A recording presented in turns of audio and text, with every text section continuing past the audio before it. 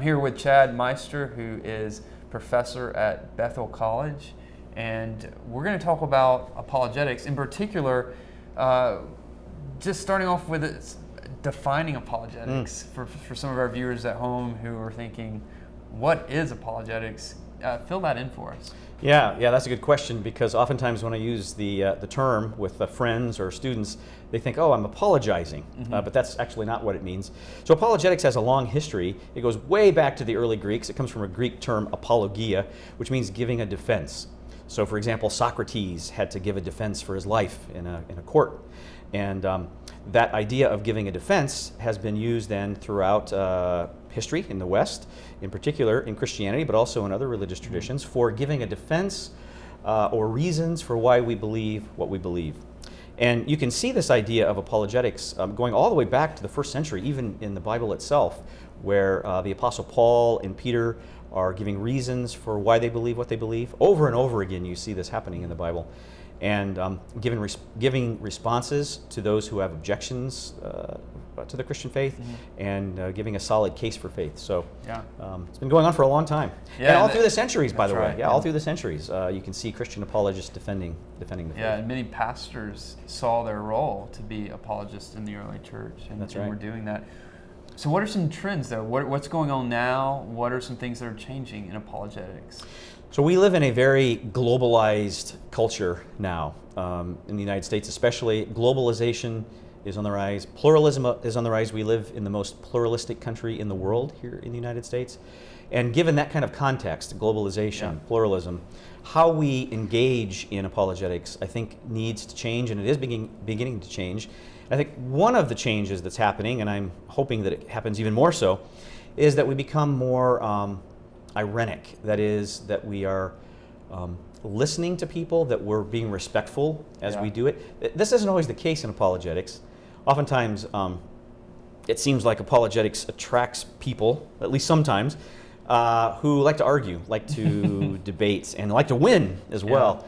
And I think that's missing the heart of it. And I think a Christ-like attitude in apologetics is really hearing what the other person has to say.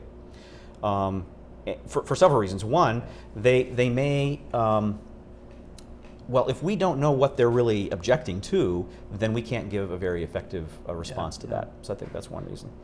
And another reason is because they may have something to teach us. So if we're really listening, then perhaps we might learn something from them. Yeah. I was talking to a student the other day who was wanting to get in apologetics, and he said, I said, why do you want to get in apologetics? He said, because I want to crush those atheists. And I said, whoa, okay, let's rethink this. But I think he has seen quite a few apologists who this seems to be what they're trying to do, at least the tone in which they're doing it. And we kind of had to have a come to Jesus moment as we work through what is it that we're really trying to do, and who is the enemy here, which is important. But you mentioned the second point there. You mentioned learning something from them, which I think a lot of Christians would say, okay, hang on, you had me at the first part, okay, I'm cool with, but learning from an unbeliever, and that might not go down so well for some of our viewers. What do you mean by that, and what do we have to learn from unbelievers? Yeah, that's a great question. I think sometimes we make a real clear distinction or dichotomy between learning from other unbelievers when it comes to things like medicine or rocket science, but not learning from others when it comes to analyzing arguments, for example, or analyzing evidences. I tend not to mind so much if my doctor's not a Christian, if he's really, really good. I don't mind, but but yet in these other areas, I guess maybe we object. So tell us, sorry. No. So I think that there are things we can learn. So I have people that I dialogue with regularly who are staunch atheists, who are Muslims and Hindus and Jews, and I listen to them carefully, listen to their objections to the faith. I'll give you an example. I have a number of Muslim friends who object to the doctrine of the Trinity. And so they object to the idea that there is one God who is Father, Son, and Holy Spirit, three persons in the nature of the Trinity. And as I listen carefully to their objections, one of the things I've discovered is that one of the main reasons that many Muslims object to the Trinity is because they completely misunderstand what Christians are saying about the Trinity.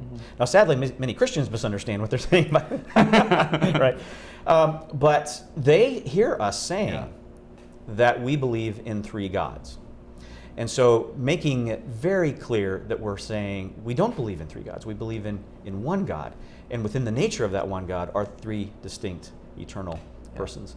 And so working on that carefully, listening again to what they're saying and to their criticisms, I think can help us really much better, be in a much better place to respond and articulate the faith and then share our faith with them. Yeah.